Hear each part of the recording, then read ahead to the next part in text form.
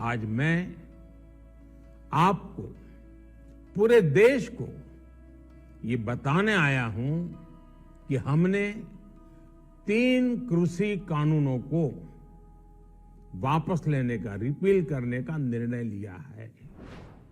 साथियों, हमारी सरकार किसानों के कल्याण के लिए, खासकर छोटे किसानों के कल्याण के लिए, देश के कृषि जगत के हित में, देश के हित में, गांव गरीब के उज्जवल भविष्य के लिए पूरी सत्यनिष्ठा से, किसानों के प्रति पूर्ण समर्पण भाव से, नेक नियत से ये कानून लेकर आई थी। लेकिन इतनी पवित्र बात, पूर्ण रूप से शुद्ध किसानों के हित की बात, हम अपने प्रयासों के बावजूद कुछ किसानों को समझा नहीं पाए। भले ही किसानों का एक वर्ग ही विरोध कर रहा था, लेकिन फिर भी यह हमारे लिए महत्वपूर्ण था। कृषि अर्थशास्त्रियों ने, वैज्ञानिकों ने, प्रगतिशील किसानों ने भी उन्हें कृषि कानूनों के महत्व को समझाने का भरपूर प्रयास भी किया। हम पूरी विनम्रता से, खुले मन से उन्हें समझाते रहे। अनेक माध्यमों से व्यक्तिगत और सामूहिक बातचीत भी लगातार होती रही। हमने किसानों की बातों को, उनके तर्क को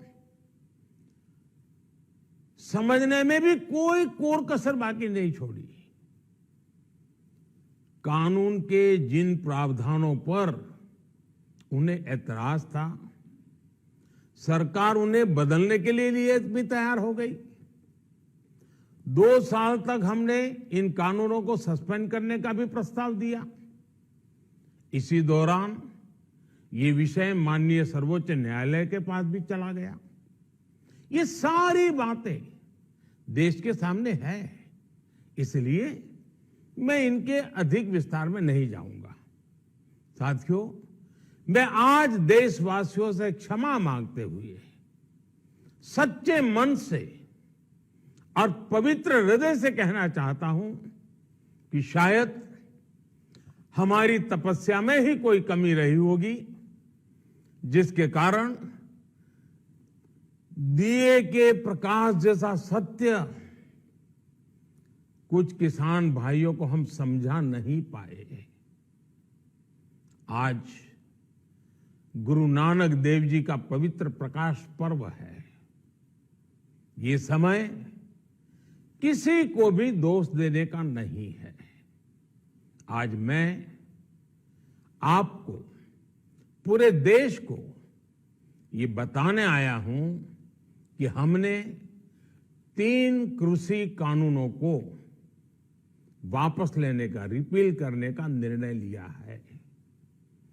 इस महीने के अंत में शुरू होने जा रहे संसद सत्र में, इसी महीने में, हम 3 कृषि कानूनों को रिपील करने की संवैधानिक प्रक्रिया को पूरा कर देंगे।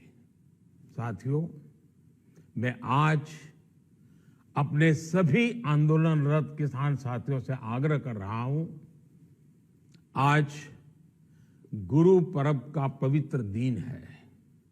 अब आप अपने अपने घर लौटे, अपने खेत में लौटे, अपने परिवार के बीच लौटे। आइए एक नई शुरुआत करते हैं।